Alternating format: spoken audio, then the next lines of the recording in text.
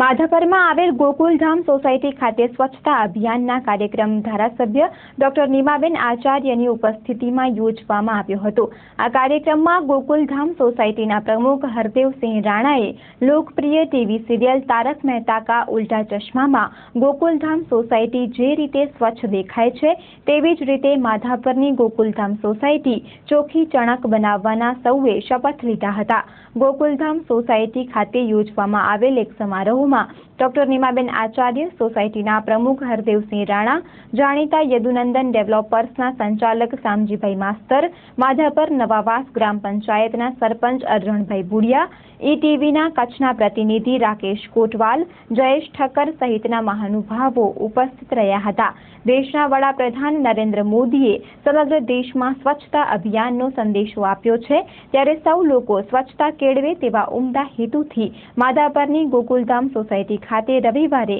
રજાના દિવસે સ્વચ્છતાનો અભિયાનનો કાર્યક્રમ યોજવામાં આવ્યો હતો। આ પ્રસંગે ભુજના ધારાસભ્ય ડોક્ટર નીમાબેન આચાર્ય અને ઉપસ્થિત અન્ય મહાનુભાવો તથા સોસાયટીના અધ્યક્ષ, ઈટીવીના પત્રકાર વગેરેએ હાથમાં ઝાડુ લઈ સ્વચ્છતા અભિયાનને વિસ્તૃત રીતે ખુલ્લું મૂકવામાં આવ્યો હતો। આજરોજ સ્વચ્છ ભારત અભિયાન અંતર્ગત અમારી ગોકુલધામ સોસાયટીમાં અમે લોકોએ સૌએ સાથે મળી અને સ્વચ્છ ભારત અભિયાન અંતર્ગત સ્વચ્છતા કાર્યક્રમ રાખેલ હોય। આ કાર્યક્રમની અંદર ભુજ વિસ્તારના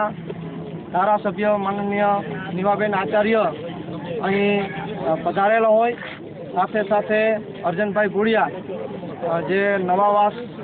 માધાપરના સરપંચ હોય તેઓની ઉપસ્થિતિમાં આ કાર્યક્રમનો શુભારંભ કરેલ હોય અને આજે અમે સૌ સાથે મળી મારી સાથે હરદેવસિંહજી રાણા જે ગોકુલધામ સોસાયટીના પ્રમુખ છે જેઓએ આ કાર્ય આજે ઉપાડેલું છે, તો આ કાર્યમાં અમે સૌ સાથે મળી અને કાર્ય પાર પાડવા માટે જઈ રહ્યા છીએ।